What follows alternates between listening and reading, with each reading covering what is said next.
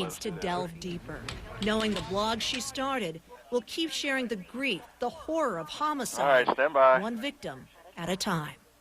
Cara Finstrom for CNN, Los Angeles. White, down's my cue. All right, well, joining me now are two LA activists fed up with the violence, Earl Ofari Hutchinson and Eddie Jones. The 40-hour murder moratorium, it was their idea.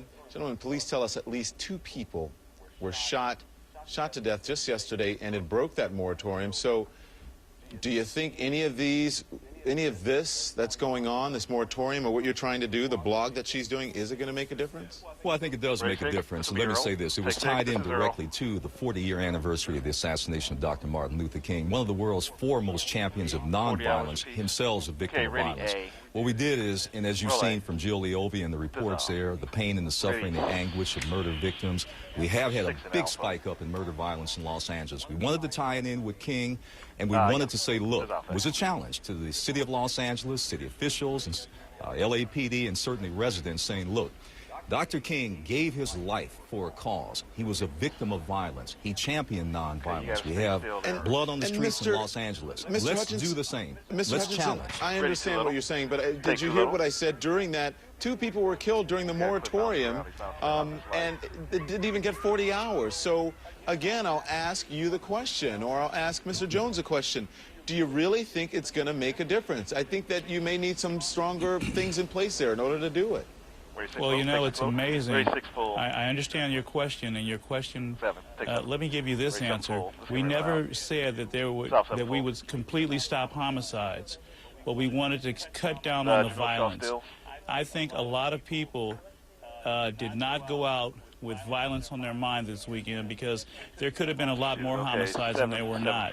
So I thank God that a lot of people did light their candles, a lot of people did participate, and the word did get around the Los Angeles community. You're saying that even though there are 2 people, it's less than it might have been. And just to give people an idea, because we're talking about numbers here, but these 2 people were shot, one sitting on the front porch, another standing in an alley, and police again say it was gang-related. I want you to take a listen to the mayor real quickly, and I want your response.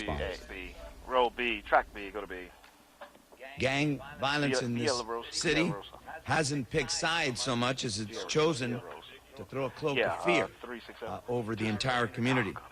Fear of violence and retribution that will only dissipate when we all come together. Community, city, the school district, the police department, the entire community.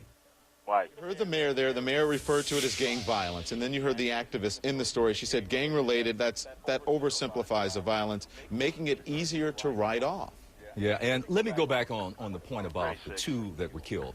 We never said in the beginning that you're going to end homicide. That's ridiculous. That's but like that saying was you're going to end that was the childbirth. idea for 40 hours for you to do. No, it wasn't. No, okay. no, it wasn't. No, that was a misrepresentation. The idea behind it was twofold. One, tribute to Dr. King, tying it in with violence. The second thing, and even more importantly, to engage people in dialogue, involvement, and certainly engagement at every level.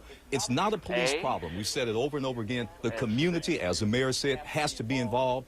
That was a challenge to the community, and quite frankly, we were very pleased with the response from many people. But what do you mean? The community has to also go ahead. I'll let you go. Also remember, Lavarie Elsie, the shooter of Lavarie Elsie, the 6-year-old, was turned in by community members.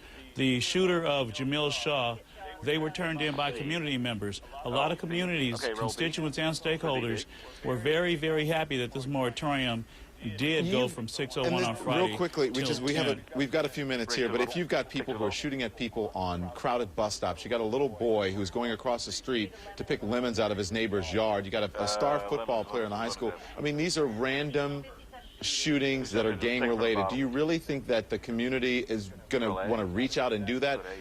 They're afraid. Yeah, and that's why we call it the moratorium, because of the fear factor. Let me say this. We went to the streets for 2 days. What people didn't see behind the cameras, we actually talked to a lot of young people, a lot of gang members, ex-gang members. And this is what they said. You, across the board, we're happy that you were there. We need this. Okay. Earl Ofari Hutchinson and Eddie Jones, thank you very much for joining us this evening in the CNN Newsroom. Best of luck to you as well. And thank you. Thank you very much. Also tonight, we're remembering an actor of epic proportions.